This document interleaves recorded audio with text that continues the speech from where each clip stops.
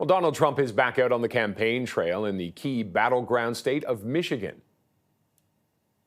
We will begin the largest deportation operation in the history of our country, even larger than that of President Dwight D. Eisenhower many years ago. He was a big deportation person. The former U.S. president speaking to thousands of supporters in the key swing state for an hour and 45 minutes.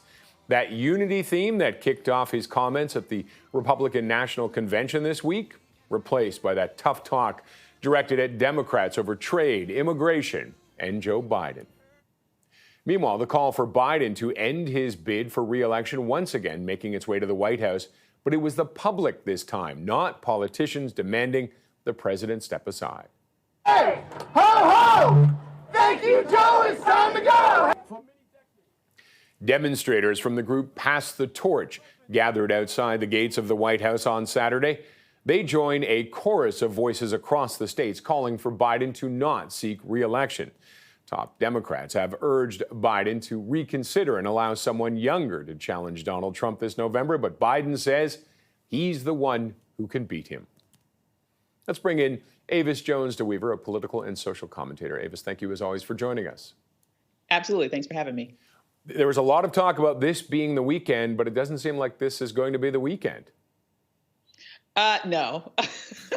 What I can say about President Biden is he's tough. He's stubborn. And, can you blame him, really? I mean, he's been looking to get into the presidency for decades. Okay. He ran multiple times unsuccessfully. He served successfully as a vice president. He made it in there. And then after he made it in, it's not just that he was in. He literally was able to get past historic legislation. I mean, he's had a very, very productive presidency. Some would say the most progressive and productive presidency since Franklin D. Roosevelt in this country. And so in his mind, he's saying, I'm doing a good job. Why should I give it up? And so it's going to be very hard, if not impossible, I would tell you, to convince him that he should go because he really, really wants to stay. We can see that he's fighting for it.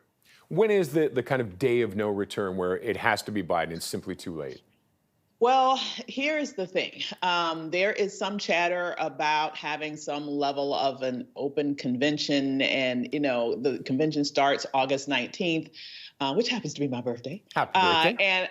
And I would have to say that would be the nightmare scenario. If change is going to happen, change needs to happen like ASAP, because that new person needs to get out there. That new person needs to get their footing. That new person needs to get the funders behind them. I mean, there's a lot of things that have to be done if there's a switch. And also, we also have to consider what are the ballot considerations. In some states, that deadline to make sure that you know who is going to be on the ballot actually is before August 19th. And so, and in fact, I'm thinking Ohio specifically with the Republican governor. And if anything changes, best believe they're not going to be wanting to hand that over and be friendly to the Democrats. And so if change needs to happen, it needs to happen like yesterday. And one of the things that's been bad news, it's rumors. It's always fun to conjecture. Kamala Harris, there were some reports saying that Biden would only endorse Kamala Harris as his replacement. Would the Democrats get behind her, and would Americans vote for her, do you think?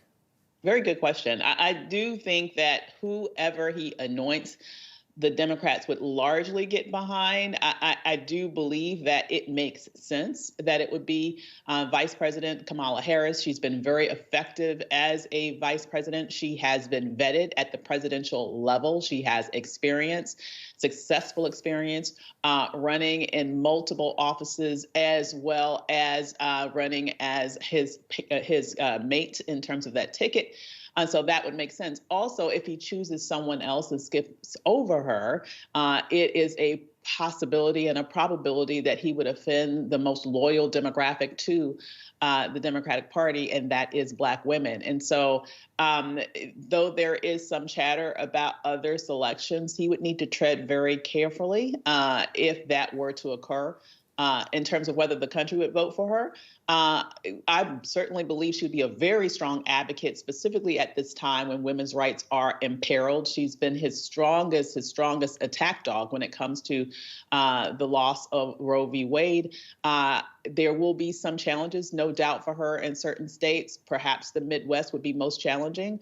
But if that's going to be her challenge, I think the resolution of that is to choose a VP candidate that would hail from the Midwest. And so, to me, I didn't think that the president was ready, that the country was ready for Barack Obama, and so it surprised me. Therefore, I am hoping that if she's the one that gets the nod, that the country will be ready for her. Okay. Avis, thank you as always for your insight and analysis.